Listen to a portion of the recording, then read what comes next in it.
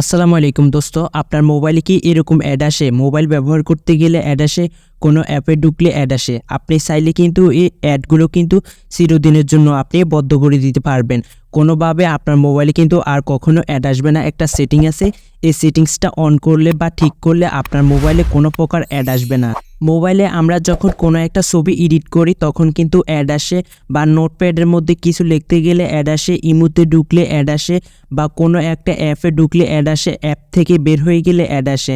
নানান ধরনের কিন্তু অ্যাড আসে আমাদের মোবাইলে। তো আপনি চাইলে কিন্তু এই অ্যাড সারা জীবনের জন্য আপনি বন্ধ করে দিতে পারবেন। তো অ্যাড বন্ধ করার জন্য আপনাকে একটা সেটিংস অন করতে হবে, তাহলে আপনার মোবাইলের অ্যাড চিরদিনের জন্য বন্ধ হয়ে যাবে।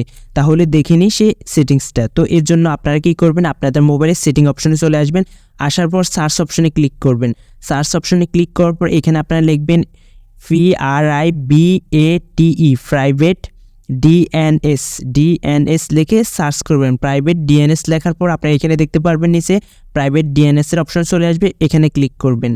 এখানে ক্লিক করার পর নিচে দেখতে পারবেন স্পেসিফিক ডিএনএস, এই অপশনটার মধ্যে ক্লিক করবেন। এখানে ক্লিক করার পর আবারও ডিএনএস অ্যাড্রেস দেখতে পারবেন, এখানে ক্লিক করবেন। এখানে ক্লিক করলে আপনার এখানে হয়তো এরকম একটা লেখা থাকবে, হয়তো লেখা নাও থাকতে পারে, থাকলে ডিলিট করে দিবেন। ডিলিট করে দেওয়ার পর আমার এখানে আপনারা যে লেখাটি দেখতে পাচ্ছেন এখন, এই লেখাটি হুবহুব এখানে লিখবেন, যেভাবে আছে হুবহুব এভাবে লিখতে হবে। লেখার পর এখানে দেখতে পারবেন সেভ অপশন পাশে, এই সেভ অপশনের মধ্যে ক্লিক করে দিবেন। সেভ অপশনে ক্লিক করার পর যখন আপনি এটা লিখে সেভ করে দিবেন, এরপর আপনারা এই সেটিংস থেকে বের হয়ে যাবেন। এরপর অনেক সময় কি হয়, আমাদের মোবাইলে আমরা কোনো অ্যাপ ব্যবহার করি না বা কোনো একটা ভিডিও চালাই না, হঠাৎ করে মোবাইলের হোম স্ক্রিনের মধ্যে অ্যাড চলে আসে। এই অ্যাডগুলো কিন্তু কোনো অ্যাপ থেকে আসে না। তো আমাদের এই অ্যাড অফ করার জন্য আমরা কি করব, আমাদের মোবাইলের সেটিং অপশনে আবারও চলে যাব। সেটিং অপশনে আসার পর আপনারা এখানে নিচের দিকে যাবেন, গেলে এখানে একটা অ্যাপস অপশন দেখতে পারবেন, অ্যাপস অপশনে ক্লিক করবেন।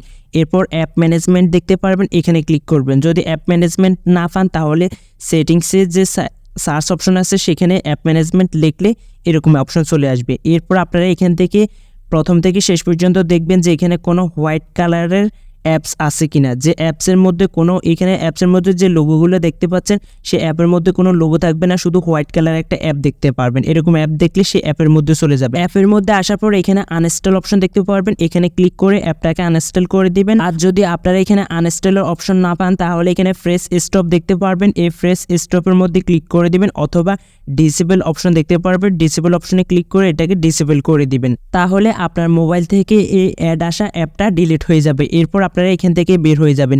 এই দুইটা সেটিংস ঠিক করার পর ইনশাল্লাহ আপনার মোবাইলে কোনো প্রকার অ্যাড আসবে না। তো বন্ধুরা, এই ছিল আমাদের আজকের এই ভিডিওটি কেমন লেগেছে অবশ্যই কমেন্ট বক্সে কমেন্ট করে জানাবেন, এবং ইনশাল্লাহ এই ভিডিওটি আপনার অনেক উপকারে আসবে।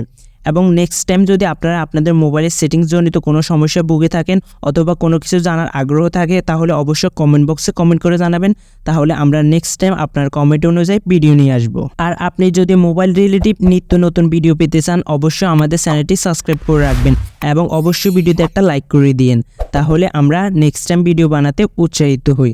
ধন্যবাদ সবাইকে, আবারও দেখা হবে নতুন কোনো ভিডিও নিয়ে। সবাই ভালো থাকেন, সুস্থ থাকেন, আল্লাহ হাফেজ, আসসালামু আলাইকুম।